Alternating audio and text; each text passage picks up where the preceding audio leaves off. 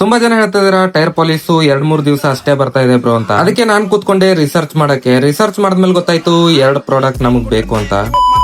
Hi hello Karnataka, ನಾನ್ ಮಾಡ್ತಾ ಇದೀನಿ ಕರ್ನಾಟಕದ number 1 cheap and best car care product. ಅದ್ರಲ್ಲಿ ಬಂದ್ಬಿಟ್ಟು ಇವತ್ತು ಡೇ 9. ನಮ್ ಟೈರ್ ಪಾಲಿಸು ಲಾಂಗ್ ಲಾಸ್ಟಿಂಗ್ 7ರಿಂದ 15 ದಿವಸ ನಡಿಬೇಕು ಅಂತಂದ್ರೆ 2 ಐಟಮ್ ಬೇಕು. ಆ 2 ಐಟಮ್ ಲೋಕಲ್ ಅಲ್ಲಿ ತುಂಬಾ ಹುಡುಕ್ದೆ, ಎಷ್ಟೇ ಹುಡುಕ್ರು ಲೋಕಲ್ ಅಲ್ಲಿ ಸಿಕ್ಕಿಲ್ಲ. ಅದಕ್ಕೆ ಇಂಡಿಯಾ ಮಾರ್ಟ್ ಇಂದ ತರಿಸ್ಕೊಂಡೆ. ಈ ಬ್ಲಾಕ್ ತರ ಇರೋ ಐಟಮ್ ಬಂದ್ಬಿಟ್ಟು ಟೈರ್ ಪಾಲಿಸ್ ಒಳಗಡೆ ಏನಾದ್ರು ಹಾಕಿದ್ರೆ ಇನ್ನೂ ಡೀಪ್ ಆಗಿ ಅಂಡ್ ಬ್ಲಾಕ್ ಆಗಿ ಕಾಣಿಸುತ್ತೆ ಟೈರ್. ಈ ಟೈರ್ ಪಾಲಿಸ್ ಅಲ್ಲಿ ವೈಟ್ ತರ ಇರೋ ಈ ಕೆಮಿಕಲ್ ದೇ ಮೇನ್ ರೋಲ್.